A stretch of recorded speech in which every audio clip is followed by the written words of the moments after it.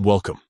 If you're looking to keep your Facebook page notifications private, especially after the latest update, you're in the right place.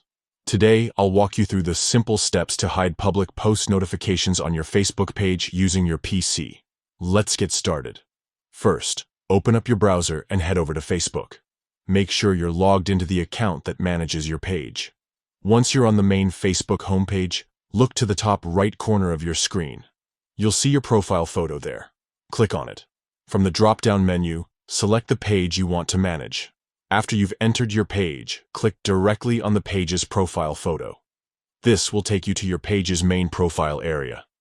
Now, look for the menu on the left side of the screen. Scroll down until you find Settings and Privacy.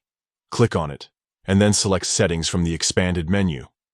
Inside the Settings page, look for the section labeled Follower and Public Content.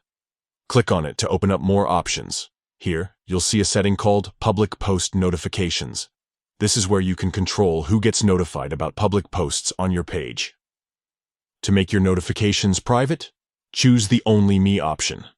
This means only you will receive notifications about public posts, and no one else will be notified.